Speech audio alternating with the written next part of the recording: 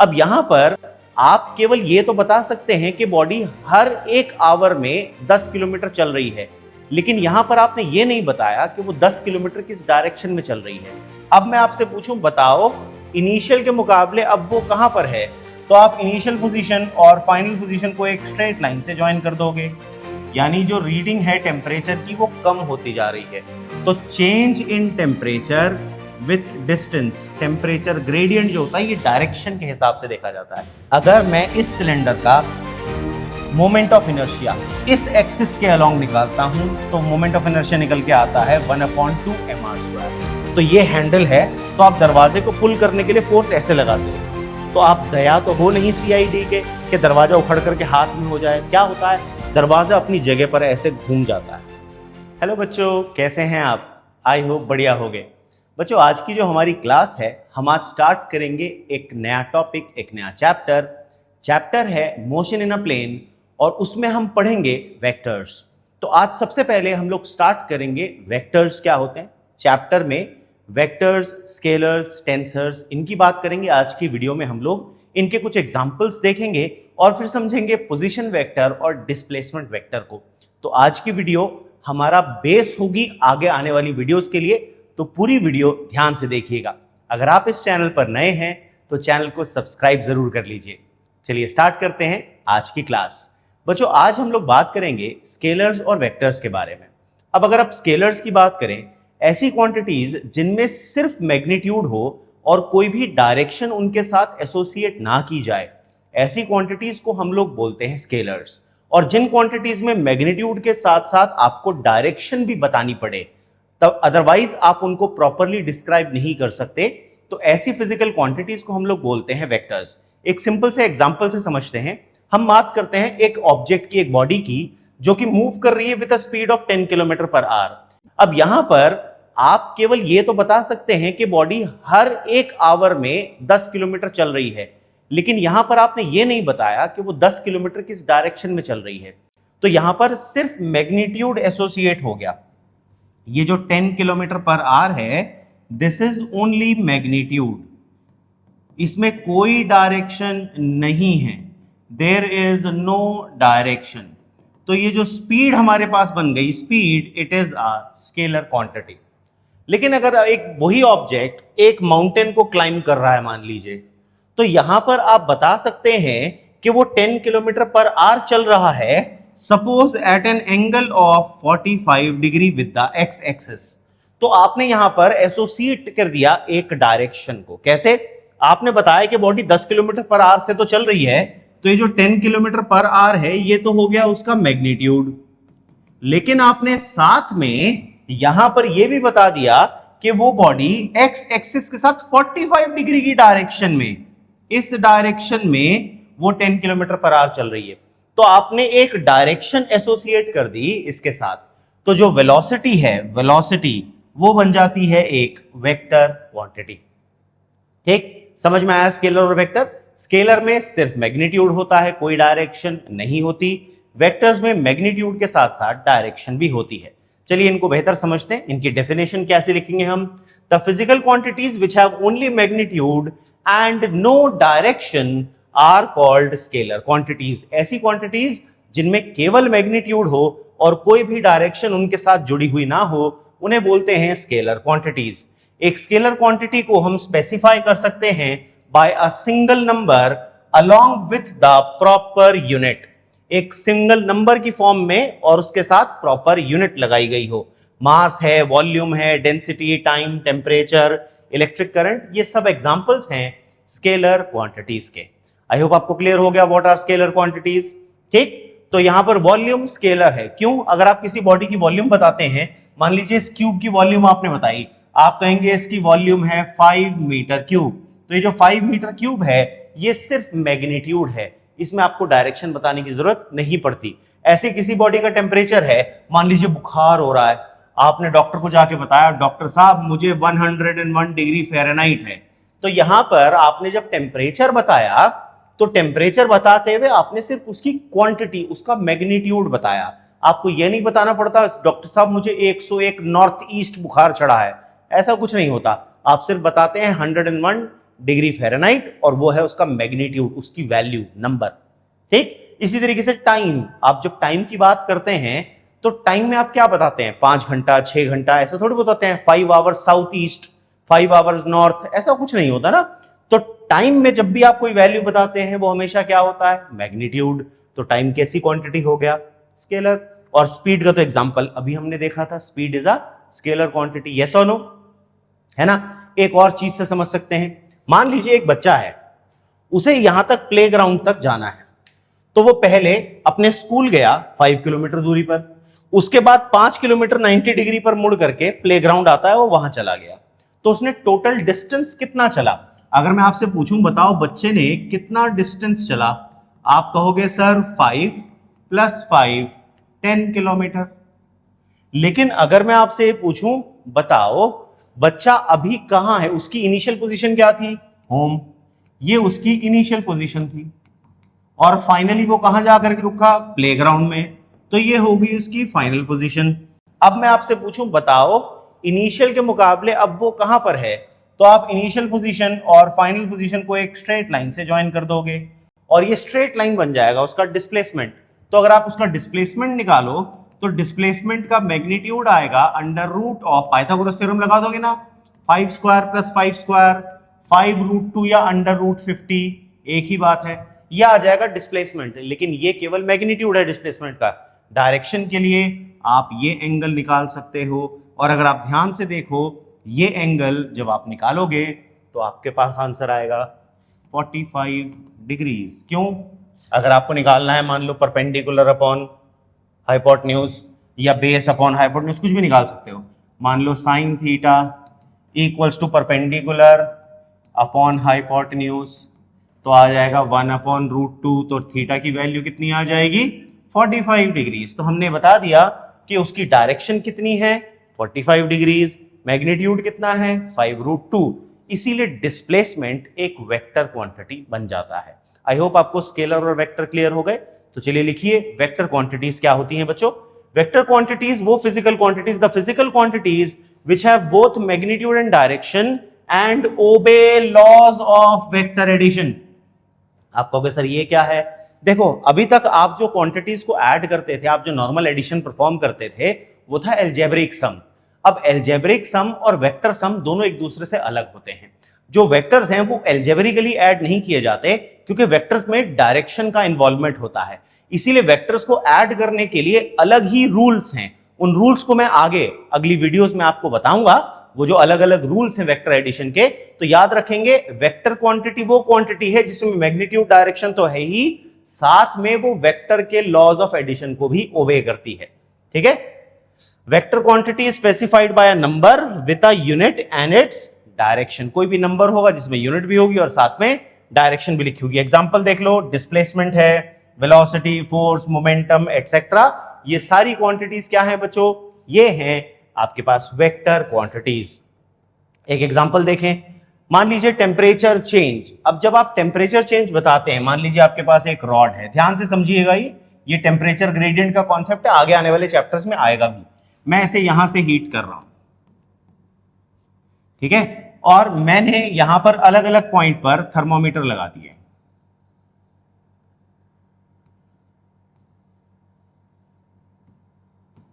है ना, अलग अलग पॉइंट्स पर मैंने थर्मोमीटर ज्वाइन कर दिए। मैं नोटिस करूंगा कि जैसे जैसे मैं इधर की तरफ जा रहा हूं, यहां पर थर्मोमीटर की रीडिंग ऐसे होगी, यहां पर कम होगी, यहां पर और कम होगी, यानी जो रीडिंग है टेम्परेचर की वो कम होती जा रही है। तो change in temperature with distance, temperature gradient जो होता है ये डायरेक्शन के हिसाब से देखा जाता है, क्योंकि इस डायरेक्शन में जाओगे तो फाइनल टेम्परेचर कम है, नेगेटिव हो जाएगा, इस डायरेक्शन में जाओगे तो पॉजिटिव हो जाएगा क्योंकि टेम्परेचर बढ़ रहा है। तो यहां पर डायरेक्शन आ जाती है, तो टेम्परेचर ग्रेडियंट बोलते हैं इसको। और ये कैसी क्वांटिटी है बच्चों, ये एक वेक्टर क्वांटिटी है।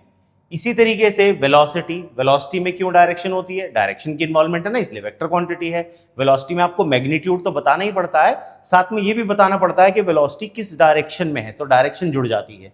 वेट, किसी भी बॉडी का वेट जो है वो एक वेक्टर क्वांटिटी है। वेट क्या होता है अगर आप याद करो, what is weight? Weight of a body is the force with which earth pulls a body towards its center. वो फोर्स जिसकी वजह से कोई भी बॉडी अर्थ के सेंटर की तरफ खिंचती है उसको बोलते हैं हम वेट ऑफ द बॉडी। अभी इस पर एक और एग्जांपल देखेंगे, ठीक है। तो इसकी डायरेक्शन फिक्स है। थ्रस्ट आपने देखा होगा, प्लेन के पीछे लगे होते हैं टर्बोजेट इंजन, तो वो जो जेट इंजन हैं वो गैस को पीछे धकेलते हैं, बदले में वो गैस की वजह से रिएक्शन उन पर आगे लगता है। तो वो जो थ्रस्ट है, वो फोर्स जो है वो डायरेक्शनल होती है, इसलिए thrust is a vector quantity. अब एक सिंपल सा एग्जांपल देखते हैं बकेट वाला। मान लीजिए आपके पास एक बाल्टी रखी है पानी की, आपको नहाने के लिए वो बाल्टी उठा करके लेकर के जानी है, तो आप उठाने के लिए फोर्स किधर लगाओगे? अपवर्ड डायरेक्शन में। क्यों अपवर्ड डायरेक्शन में लगाई आपने फोर्स?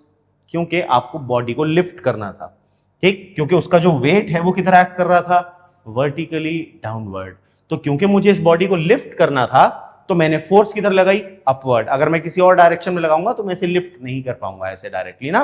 तो लिफ्ट करने के लिए जो मैंने फोर्स लगाई, उस फोर्स के पास डायरेक्शन थी। मुझे अगर इसे बाल्टी को उठाना है तो मुझे फोर्स ऊपर ही लगानी पड़ेगी, यानी इसके साथ एक डायरेक्शन जुड़ गई फोर्स के साथ। Hence force is a vector quantity. Weight की बात आती है, weight always acts vertically downward, so weight is also a vector quantity. बात समझ में आ गई सबको? ये सो नो? चलिए आगे चलते हैं। अब बात करते हैं हम टेंसर्स की। अब देखिए टेंसर्स क्या होते हैं, अगर ब्रॉडली स्पीकिंग समझा जाए तो जितनी भी फिजिकल क्वांटिटीज हैं ये सारी टेंसर्स में आती हैं।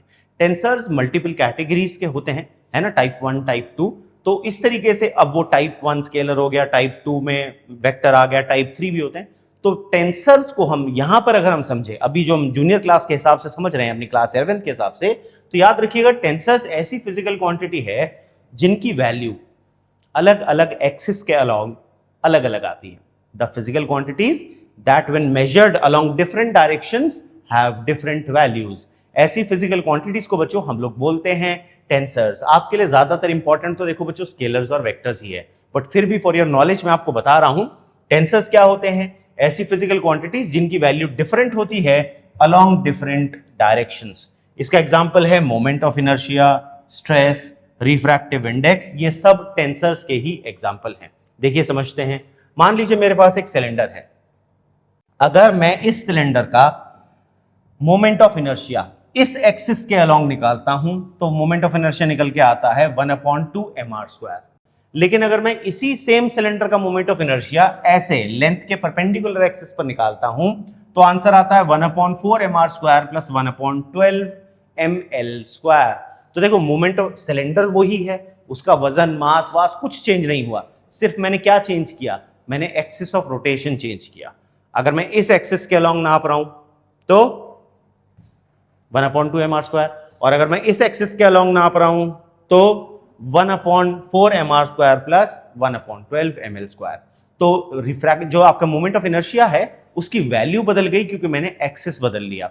Hence moment of inertia is a tensor quantity. I hope आपको बच्चों स्केलर्स, वेक्टर्स और टेंसर्स अच्छे से समझ में आ गए होंगे, है ना। तो चलिए आगे बढ़ते हैं हम लोग। अब आगे हम लोग बात करेंगे रिप्रेजेंटेशन ऑफ अ वेक्टर की, कि किसी भी वेक्टर को रिप्रेजेंट कैसे किया जाता है। बच्चों अगर किसी भी वेक्टर को रिप्रेजेंट करने की बात आए तो याद रखिएगा a vector is always represented by an arrow. हम वेक्टर को जब भी रिप्रेजेंट करते हैं तो एक एरो लगाते हैं। अब इस वेक्टर के अंदर 3 पार्ट्स हैं। अगर मैं इस वेक्टर का नाम दे दूं आपको, यहां पर सपोज ये पॉइंट है ए, ये पॉइंट है बी, तो ये जो वेक्टर बन जाएगा मेरे पास, इसका नाम लिखूंगा मैं ए बी और ऊपर लगा दूंगा ये एरो। इसका मतलब है वेक्टर। इसको पढ़ेंगे ए बी वेक्टर। याद रखिएगा वेक्टर में अगर आपको 2 अल्फाबेट वाला नाम दिया गया है तो ये जो पहला पॉइंट होता है, ये वाला पॉइंट, ये हमेशा उसका इनिशियल पॉइंट होता है, और ये जो बाद वाला लेटर होता है ये हमेशा उसका फाइनल पॉइंट रिप्रेजेंट करता है। ठीक है। अब ये जो मैंने एरो बनाया, इस एरो में 3 पार्ट्स हैं। एक है उसकी टेल, ये जो लेंथ है इसको बोलते हैं बॉडी, ये जो इसकी लंबाई है पूरी इसको बोलते हैं बॉडी, और ये जो है एरो या हेड बोलते हैं इसे, this is called the arrow और हेड। अब याद रखिएगा ये जो टेल है बच्चों, ये बताता है इसका इनिशियल पॉइंट क्या है। किसी भी वेक्टर का इनिशियल पॉइंट या पॉइंट ऑफ एप्लीकेशन, यानी जिस पॉइंट पर ये एक्ट कर रहा हो, वो हमें मिलता है बाय द टेल। जो बॉडी है ये बताता है मैग्नीट्यूड ऑफ दैट वेक्टर, यानी वो वेक्टर कितना बड़ा है हमें किससे पता चलता है? By the body.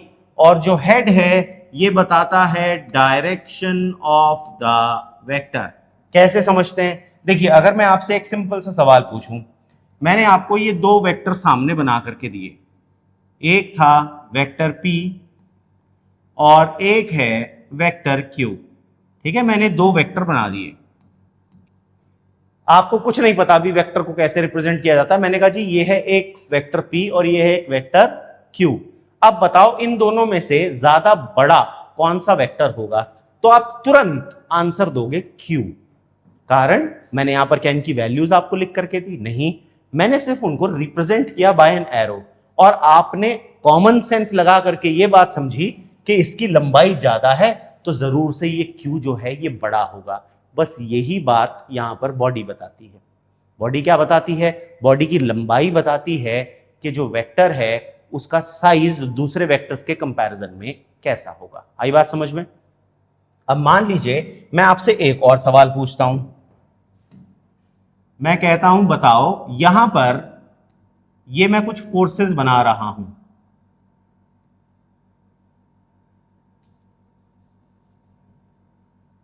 ये है F1 फोर्स, ये है F2 फोर्स और ये है F3 फोर्स।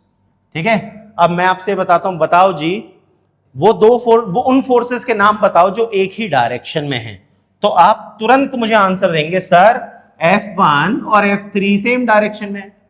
क्या मैंने आपको बताया कि इनमें से कोई ईस्ट में जा रही है, नॉर्थ में जा रही है? मैंने तो कोई डायरेक्शन नहीं बताई आपको।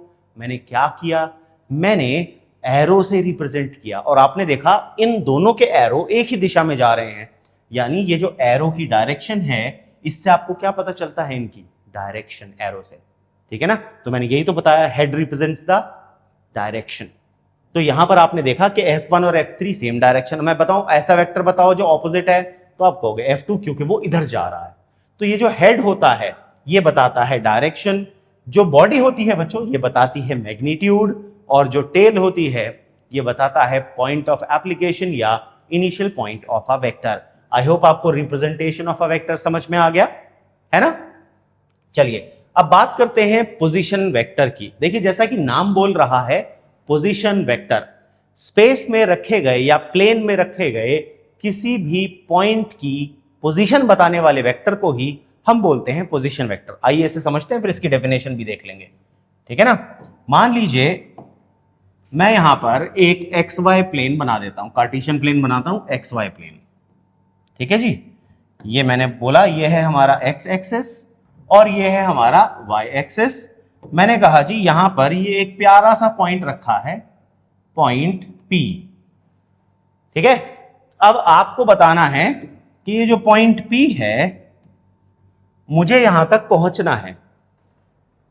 ठीक है, सबसे छोटा रास्ते से मुझे यहां तक पॉइंट P की पोजीशन तक पहुंचना है। तो आप कहोगे सर कुछ भी मत करो, आप सीधा सीधा ओरिजिन से आप चल रहे हो तो पॉइंट P की दिशा में एक सीधी लाइन खींच दो और बस नाक की सीध में चलते चले जाओ, चलते चले जाओ। यस और नो?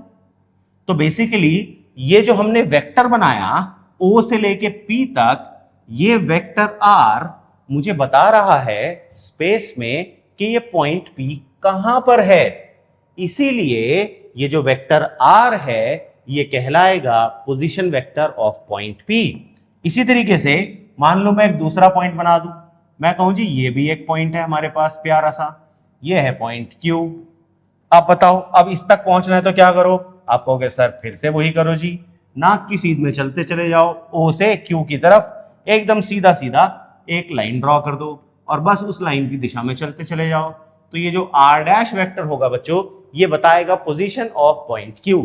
तो पोजीशन वेक्टर और कुछ नहीं है, सिर्फ एक ऐसा वेक्टर है जो किसी भी पॉइंट की पोजीशन को बताता है इन कार्टेशियन प्लेन। अब देखिए, a vector which gives position of an object with reference to the origin. Origin के रिस्पेक्ट में ये पॉइंट P कहां पर है, इसी को बोलते हैं हम पोजीशन वेक्टर। ठीक है, अब मान लो इस पॉइंट P के कोऑर्डिनेट है x, y। इस पॉइंट Q के कोऑर्डिनेट है x dash comma y dash. तो याद रखेंगे ये जो r वेक्टर होगा इसको लिखते हैं xi प्लस yj, और r डैश वेक्टर को लिखेंगे x dash i plus y dash j। अब आप कहोगे सर ये क्या नई मुसीबत लिख दिया आपने। बच्चों ये जो i j हैं ये कहलाते हैं यूनिट वेक्टर्स या बेस वेक्टर्स। इनको आगे समझाऊंगा मैं, अभी के लिए याद रखना कि बस अगर ये एक्स वाई प्लेन में है तो आई जे लिखा जाएगा, ठीक है। एक्स कोऑर्डिनेट के साथ आई लिखेंगे, वाई कोऑर्डिनेट के साथ जे लिखेंगे। अभी के लिए इतना समझे, बाकी डिटेल में मैं आपको इसको पूरा डिटेल में कराऊंगा, आगे चल करके भी हमने डिटेल में पढ़ना है, ठीक है। अब बात करते हैं पोजीशन वेक्टर हमको क्या क्या इंफॉर्मेशन देता है। अगर आप नोटिस करो सबसे पहले तो ये बताता है इन दो ओरिजिन और इस पॉइंट के बीच में स्ट्रेट लाइन दूरी कितनी होगी। भाई इसका जो लंबाई होगी, इसका जो बॉडी होगी इस वेक्टर की, वो मुझे देगा magnitude of distance between O and P। तो इनके बीच का स्ट्रेट लाइन डिस्टेंस मुझे पता चलता है। दूसरा ये डायरेक्शन बताता है ओरिजिन से किस डायरेक्शन में जाना है। भाई अगर मैं कहूं R वेक्टर की लंबाई पे चल दो तो पहुंच जाओगे क्या पॉइंट P पर? नहीं, जब तक आप ये ना बताओ कि ये R डिस्टेंस किस डायरेक्शन में जाना है, यानी आपको ये एंगल थीटा निकाल करके बताना पड़ता है। तो इसके साथ एसोसिएट होती है डायरेक्शन भी, ठीक है ना। तो अगर आपको कहा जाए थीटा एंगल पर, एक्स एक्सिस से थीटा एंगल पर आर दूरी चलोगे तो कहां पहुंचोगे? हमेशा पॉइंट पी पर पहुंच जाओगे। तो ये जो वेक्टर आर है ये हमें दे देता है पोजीशन ऑफ पॉइंट पी। इसके बाद बच्चों बात करते हैं हम लोग डिस्प्लेसमेंट वेक्टर की। अब देखिए डिस्प्लेसमेंट वेक्टर को भी समझ लेते हैं, क्या है भाई ये डिस्प्लेसमेंट वेक्टर। बड़ा ही सिंपल सा कॉन्सेप्ट है और बड़ा ही मजा आएगा इसको पढ़ने में, आपको ध्यान से समझना, बहुत आसान चीज है, ठीक है। अब हम क्या करते हैं, हम यहां पर ले लेते हैं, ये है हमारा एक्स एक्सिस, ये है हमारा वाई एक्सिस बच्चों, और ये है ओरिजिन, ठीक है। अब हम यहां पर दो पॉइंट्स लेंगे और उनके पोजीशन वेक्टर बना देते हैं जी।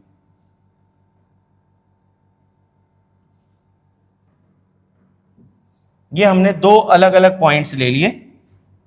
एक का पोजीशन वेक्टर है r1 वेक्टर, दूसरे पॉइंट का पोजीशन वेक्टर है r2 वेक्टर, ठीक है।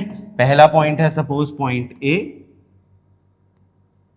दूसरा पॉइंट है पॉइंट B, ठीक है। मान लेते हैं एक बच्चा जो पॉइंट A पर था, A पर उस बच्चे का घर है। हमने अज्यूम कर लिया कि जो पॉइंट A है यहां पर एक बच्चे का घर है, पॉइंट B पर उसके दोस्त का घर है, ठीक। तो अगर आपसे पूछा जाए बताओ ये ओरिजिन, मान लो ये स्कूल है, आपसे पूछा जाए स्कूल से बच्चे A का, स्टूडेंट A का घर कितनी दूरी पर है, आप कहोगे R1 का मैग्नीट्यूड। आपसे कहा जाए स्कूल से स्टूडेंट B का घर कितनी दूर है, आप कहोगे R2 का मैग्नीट्यूड। लेकिन अगर ये पूछा जाए A से B का घर कितनी दूर है, तो आप क्या करोगे, आप A और B के बीच में एक स्ट्रेट लाइन ज्वाइन कर दोगे, है ना।